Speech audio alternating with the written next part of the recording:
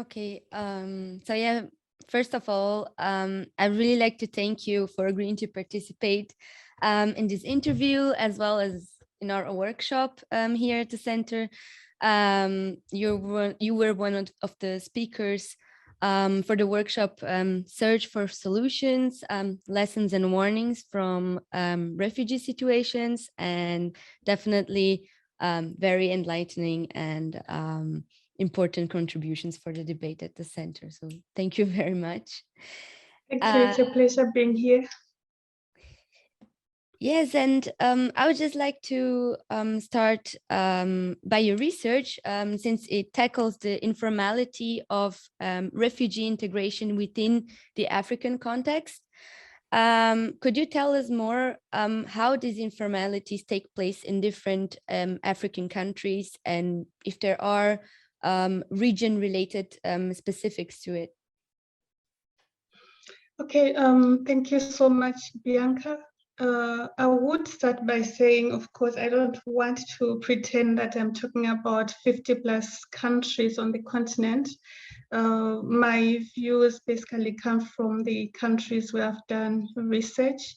So having said that, I would like to say that informality is something that can be observed where the state is a bit lax. So the state may have specific policies in terms of refugees, in terms of migration governance, etc. But then the question becomes, to what extent is the state in these African host countries prepared to really, or able to really enforce the policies they've put in place, they've formulated? So in most cases, you find that maybe once in a while, the state may talk about these policies and the need to implement them, to adhere to them, etc. But then after a while, maybe they simply go back to what is quote unquote normal in terms of what actually happens on the ground. So you have people who basically live with the refugees, maybe also because of factors such as marginalization of local people, mostly in host regions. So, you know, when you have two groups of marginalized populations, at some point you may find interdependency developing. And this is how you end up with this kind of informality, which I discussed in my paper, where basically people are living their lives and then they are not exactly thinking about the other people as refugees, also because of historical factors that I highlighted in my paper in terms of these pre-colonial configurations on the continent.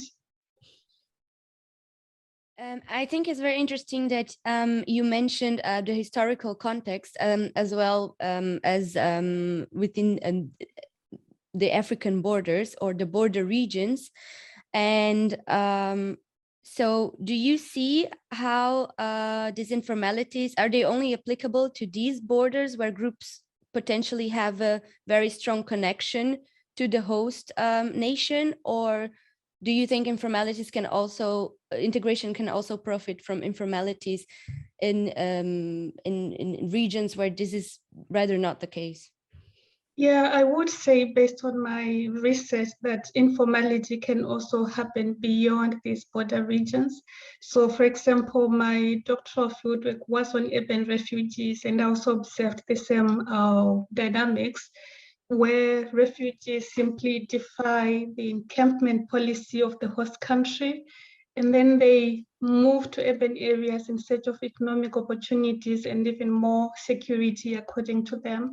So what happens when they get to urban areas? You also see the same situation of informality. For example, how do they manage to find accommodation when the state is clear you reside in refugee camps? So the refugees who reside in urban areas, how does that happen? So obviously you have a situation where the state is not providing the accommodation. Instead, it is the ordinary citizens who are providing the accommodation. How do refugees manage to engage in business transactions, for example, where they are told you cannot register in order to use mobile money transfer platforms? They still are able to engage in these kinds of transactions. How does that happen? Once again, it happens because of the social relationships they are able to establish with the communities among whom they live or within which they reside. Yeah. So you mentioned these communities. So in a way, with less formality or with more informality, one depends more on the solidarity of the communities in the host country or host region, where maybe where for example, xenophobia, racism, and other types of oppression prevails. For instance, would integration still benefit from this type of informality, you think? Or is there a particular type of formality that could serve to protect oppressed groups of refugees?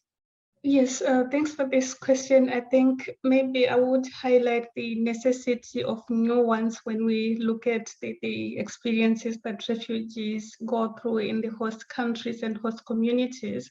So where you have xenophobia, still it's not everyone who feels this way about people who are coming from outside as migrants or as refugees. So if you follow the debates, even among citizens in host countries where xenophobia occurs, what you'll find is that they also have internal debates as citizens, where some people are actually saying, no, we do not think that migrants and refugees are the problem. The problem is that our state has failed to provide these services that we are all protesting about. So in those kinds of situations, of course, it's quite difficult for refugees. But at the same time, I wouldn't really want to paint a picture where these countries become uninhabitable for refugees. You still find migrants and refugees living in these countries for many years, so to speak. So yes, that is a challenge. It's quite concerning. But at the same time, I wouldn't want to paint whole countries, using this xenophobic brush and say if a country is like this, then refugees cannot live there. They also find a lot of support, for example, from civil society organizations, etc. So yes, it's difficult, but it's also possible that people can still find space or find refuge in these kinds of countries. Okay, yeah, so really build on the solidarity and community aspect of it. Yeah, and since you mentioned, and I think it was also mentioned during the workshop, the encamping of refugees could reinforce a formality and deter integration or this type of integration. Um, and could you tell us more how you see these spaces, and could there still be camps where could camps still be a viable or durable solution, or is these types of housings completely, do they deter integration completely? So there are two points here. One, the question of why were the camps created in the first place. So you have this official reason behind encampment, which is namely to deter integration. So there was this assumption that refugees were a temporary phenomenon. They would return to their countries of origin once the reasons for flight had ceased to exist. But this has not happened, which brings me to the second point. What then is going on in these camps? This is where you see a lot of agency on both, on the part of the refugees and also the host community. So both sides, you see a lot of agency. So on the part of the refugees, now going back to my research once again, they make it very clear they cannot live for 3 decades. If you look at Somalis in Kenya, for example, where I do part of my research, they have been living there for the last 3 decades. So they simply tell you we cannot be expected to live in these camps like in a state of waiting for 3 decades. That's a whole lifetime. Generations are born and they live in the camps, and for how long is this supposed to continue? So when people ask these kinds of questions, the next thing is they want to normalize their lives. And this is where you see, for example, people moving away from temporary shelter to more durable shelter, where they actually use bricks to build their houses. What are they saying? They're basically saying, this is now home, this is where we live, and we intend to make it feel like home. So in those kinds of situations, maybe the question becomes, what exactly is going on with encampment policies where they are pursued. So you see there's a lot of maybe denial of reality on the part of states, where they simply pretend refugees are waiting for repatriation, but the situation on the ground is simply saying, no, refugees actually are living their lives and they're actually trying to rebuild a life in the host country. So you have that contradiction, and this is where I came in with the paper to say you have the theory, and then you have the practice on the other side, and then maybe it's time to look into the practice and say what lessons can be learned in terms of finding solutions for refugees. So we always think about durable, as if when you drop the word durable, that's not a solution anymore. But what you find is that you're still having solutions without anybody using the word durable. So maybe we need to reflect on that. What does that mean for the refugees and the host communities at least? Yeah. Yes, this aspect of temporality was also often mentioned, as you said. So this waiting for and waiting for what, right? And then what you're saying basically is that these camps would put refugees sort of in a passive waiting, waiting for something, or a passive state of waiting, whereas actually the state should not deny that life goes on, so to speak, right? Yeah. And could you give us examples of policies that would embrace that reality? Yes, so to begin with, maybe states may still want to keep refugees in these border regions for obvious reasons that include political reasons. If you take them from these regions, where are you going to take them and how do you settle them? Remember, we're talking about states that are limited in terms of economic, financial capacity. So yes, I agree that states may find it difficult to move refugees from the border regions in this in the case of the countries where I do my research. But what I would suggest is maybe what some states have started doing, which is to say, one, you do not restrict freedom of movement so much for the refugees.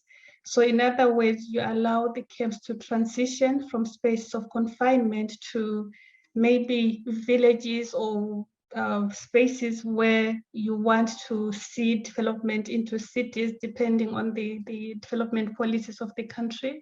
So they may want to say, okay, we now have a part of this rural community being what used to be the refugee camp. Or if they're thinking about urbanization, they may want to take these camps as the centers from which this urbanization will start. And then once they have done that, then they're creating more room for the refugees to be part of the host country.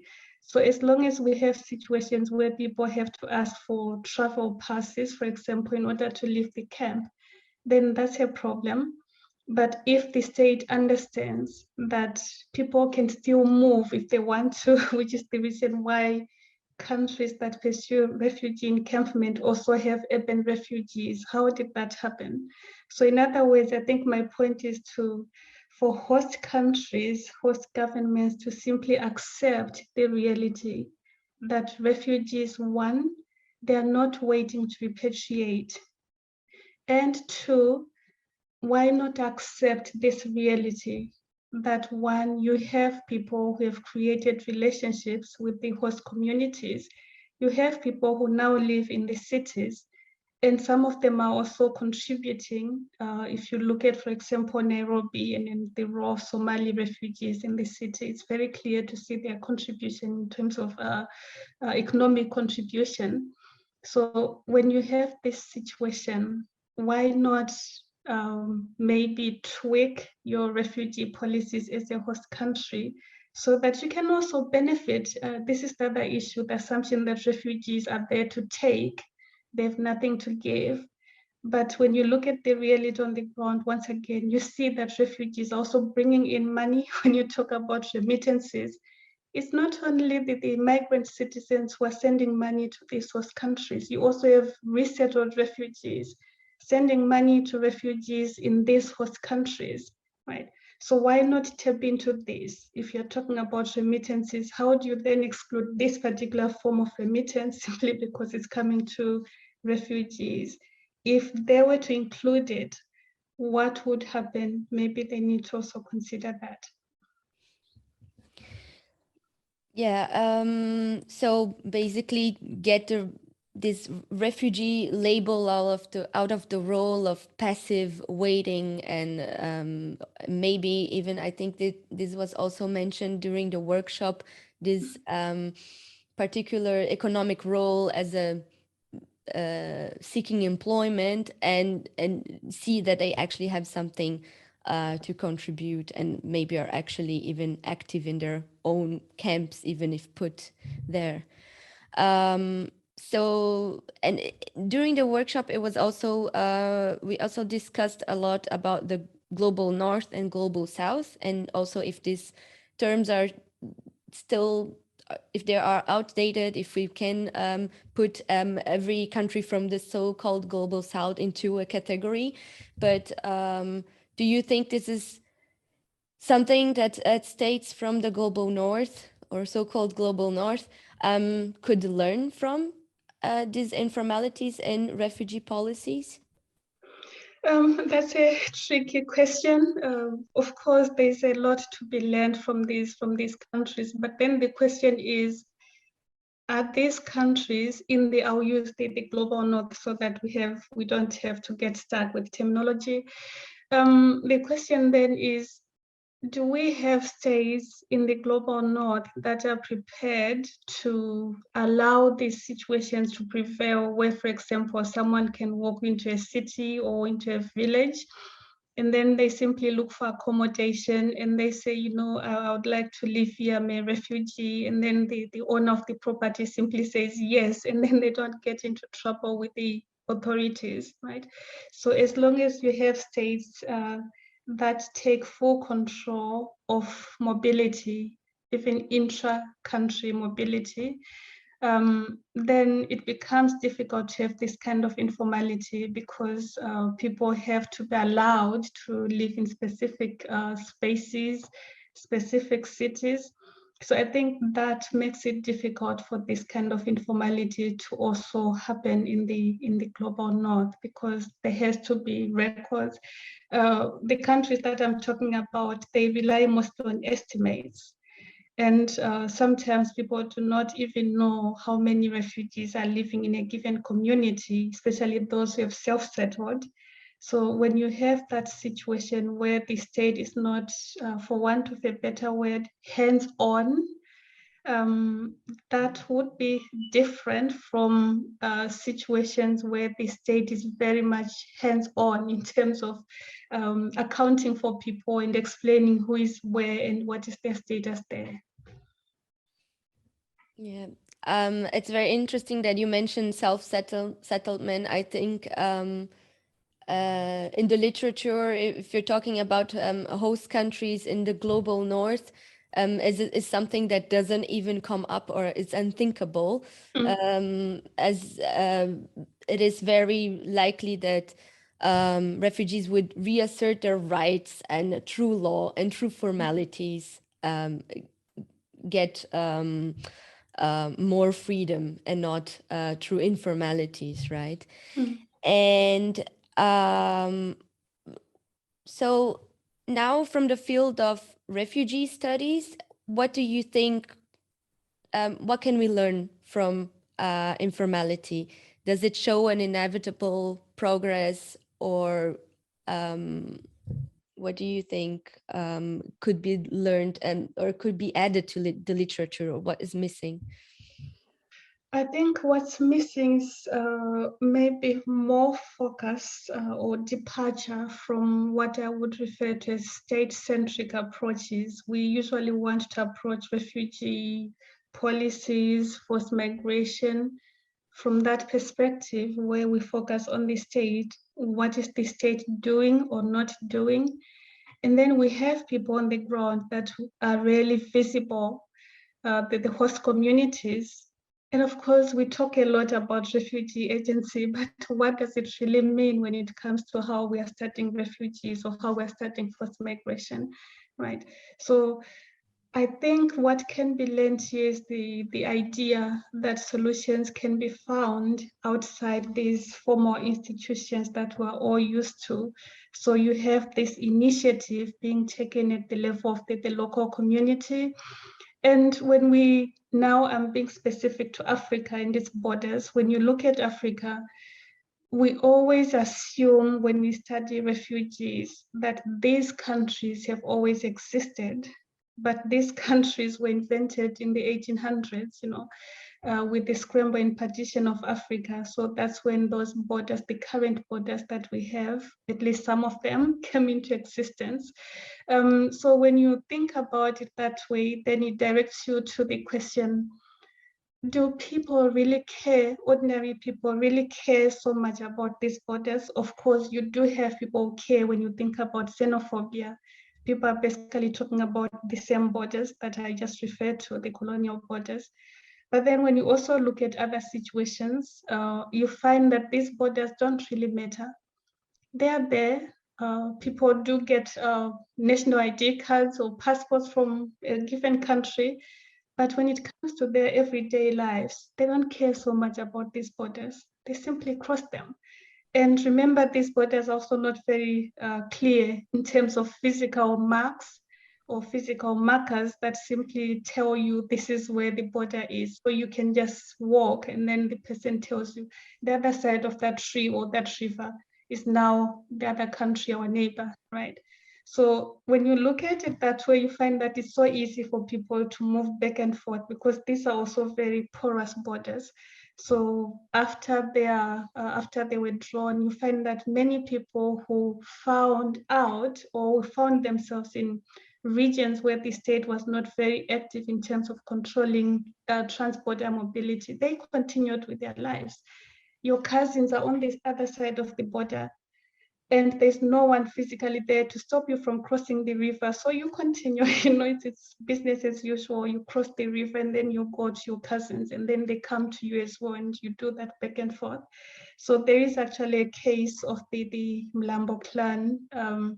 They straddle the border between Mozambique and South Africa. And now the king or the chief of these people lives on one side of the border, and the people on the other side want to cross and pay homage to their king or their chief. And now they're being told you have to go maybe and then get the necessary documents or get a passport for you to go and see your cousins or your chief on the other side of the border, right? So you get to see the challenges here because this border is controlled. But imagine the same situation in regions where the state is not present on the ground to control the border. What happens? People continue with their lives. And this is where people build this informality that I'm talking about. That, your cousin has been crossing the border all these years, and maybe your forefathers, talking about the 1800s, so now it's like more than a century ago, your forefathers have been crossing this border. And now all of a sudden your cousins cross the border, not to visit, but to seek refuge. So what are you going to do? I don't want you here because this time around you are fleeing, you're not visiting, not exactly. So this is basically the point. Yeah, so the way you described it now, there's definitely a strong, almost cultural loss from putting these physical borders in that manner. Yes, I think we usually think about the borders as political, and we forget that cultural aspect, that we have nations living in different countries. And when you think about it that way, you find that many people identify more with people on the other side of the border than fellow citizens who belong to a different ethnic group. So this is a reality which is there and which bothers many states because it can lead to ethno-nationalism. And that's one of the concerns on the continent, that if people decide, let's have our own country as an ethnic group, what are the implications of that on the current borders that we have? So that is also the political issue they have to deal with.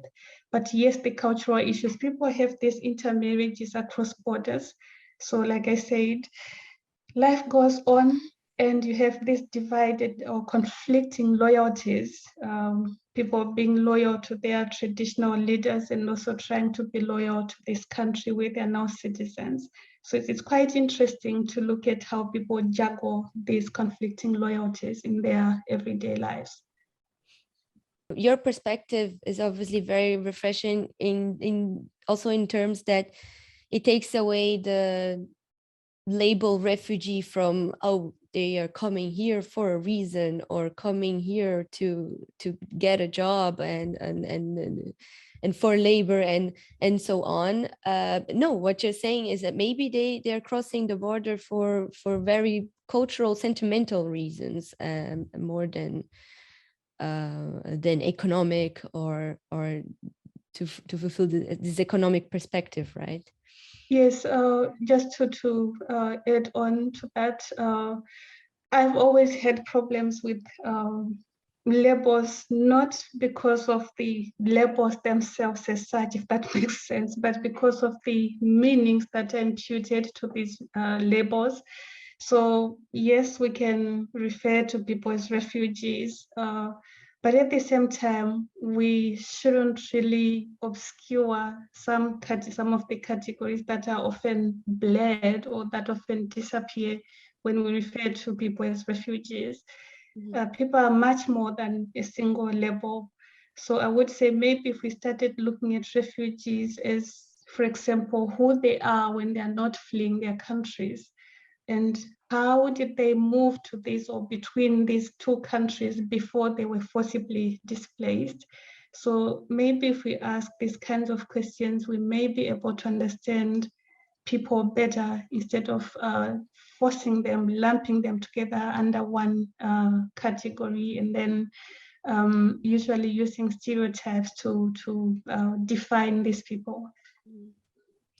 Do you think this is also something that could change perhaps in refugee studies in the literature, to find other labels, so to speak, or the terms to refer to groups of people in the move?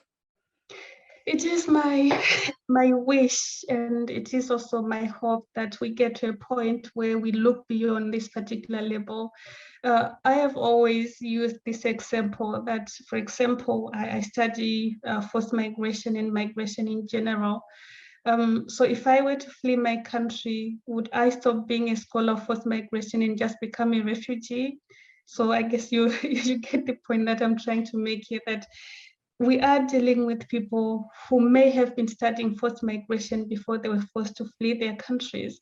So when they arrive in the next country, why is it so important to filter out these experiences and leave them with just this label, refugees, right? So if I may refer to the work of Giorgio Agamben, the idea of bare life when people become refugees, they are just a mass of helpless people who need to be helped by others.